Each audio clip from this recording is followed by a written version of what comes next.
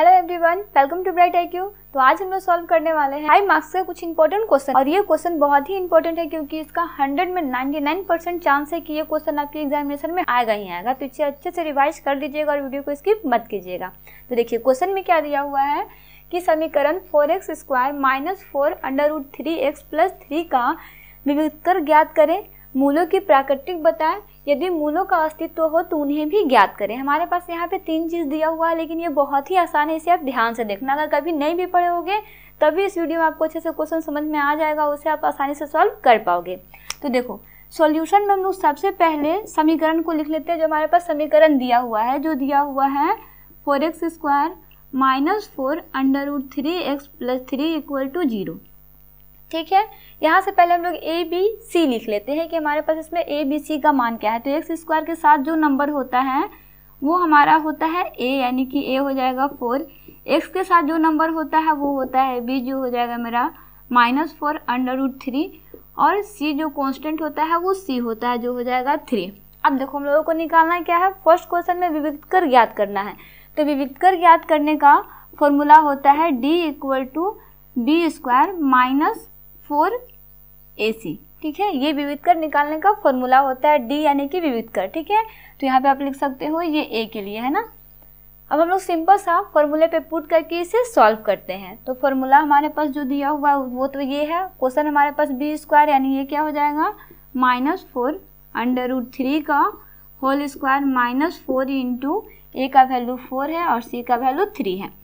अब देखो स्क्वायर का मतलब क्या है कि ये स्क्वायर जो है वो -4 पे भी है और √3 पे भी है। तो देखो -4 और -4 का स्क्वायर करेंगे, यानी कि -4 को -4 से मल्टीप्लाई करेंगे तो एक 16 आ जाएगा, और माइनस को मल्टीप्लाई करेंगे तो वो प्लस आ जाएगा। यानी कि इसका सिंपल सा आंसर क्या हो जाएगा 16 × 3। अब ये 3 कैसे आया, क्योंकि देखो बच्चे हम लोग कोई भी नंबर अगर रूट में रहे और हम लोग उसको स्क्वायर करते हैं या फिर उसको 2 बार मल्टीप्लाई करते हैं तो इस रूट जो होता है वो नंबर से ख़त्म हो जाता है, सिंपली वो नंबर बचता है। इसलिए यहाँ पे ये 3 हो जाएगा। -4 को 4 से मल्टीप्लाई करेंगे 16 × 3।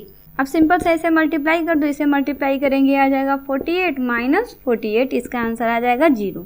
देखो जैसे ही आपका इस तरह के क्वेश्चन में अगर आंसर 0 आए, या तो आंसर 0 से बड़ा है लाइक 1 2 3 4 5 या फिर रूट में कोई भी आंसर आए, तो आप समझ लेना कि उसका जो प्राकृतिक है वो है, यानी कि अस्तित्व, मूलों की अस्तित्व है, उसके अनुसार आप उसका मूल निकाल सकते हो। ठीक है, और अगर 0 नहीं आए या फिर 0 से बड़ा नहीं आए, माइनस में नंबर आए, तो समझ लेना उसका प्राकृतिक नहीं है, उसका मूल का अस्तित्व नहीं है, उसका कोई भी आंसर नहीं निकलेगा, वहीं पे आप उसको ख़त्म कर सकते हो। ठीक है, तो यहाँ पे देखो हम लोग सॉल्व करते हैं बी में हम लोगों को सिंपली लिखना होता है। तो हमें यहाँ पे लिख सकते हैं हम लोग इसके 2 बराबर और वास्तविक मूल होंगे।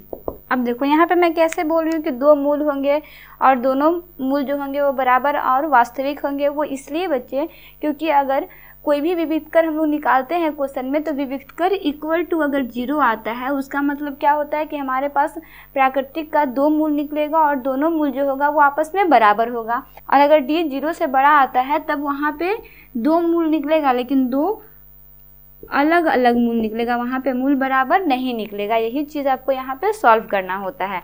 तो ये तो हो गया दूसरा का आंसर। अब थर्ड में क्या करना है, हमें उसका मूल निकालना है। तो मूल निकालने का भी फॉर्मूला होता है। तो सी में हम लोगों को निकालना है मूल, और मूल निकालने के लिए हम लोग यूज़ करते हैं द्विघात सूत्र का। तो यहाँ पे हो जाएगा द्विघात सूत्र से। जो द्विघात सूत्र होता है वो होता है x = -b ±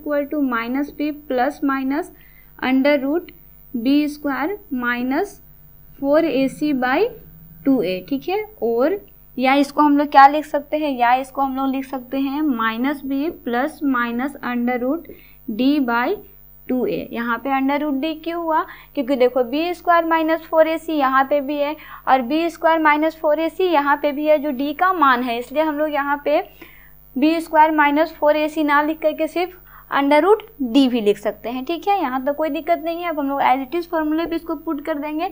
b का वैल्यू हमारे पास दिया हुआ है, b का वैल्यू कितना है, तो वो है -4 √3 प्लस माइनस डी का वैल्यू मेरे पास 0 आया है, बटा में क्या हो जाएगा 2 इंटू ए का वैल्यू 4 है। ठीक है, सिंपल सा, यहाँ भी माइनस है, यहाँ भी माइनस है, आपस में मल्टीप्लाई हो गया, ये हो जाएगा प्लस, यानी कि ये हो जाएगा 4√3/8, क्योंकि 4 को 2 से मल्टीप्लाई करेंगे 8 हो जाएगा। सिंपल सा है, 4 के टेबल में 8 आता है, कितने टाइम्स में आता है 2 टाइम्स में आता है, यानी कि ये हो जाएगा √3/2। अतः हम लोग यहाँ पे लिख सकते हैं, अतः मूल बराबर √3/2, √3/2। तो इस तरह से ये क्वेश्चन हो गया सॉल्व। इसे आप अच्छे से रिवीजन कर लीजिएगा, ये क्वेश्चन आपके एग्जामिनेशन व्यू से बहुत ही इंपॉर्टेंट है। तो मिलते हैं नेक्स्ट वीडियो में एक इंपॉर्टेंट क्वेश्चन के साथ।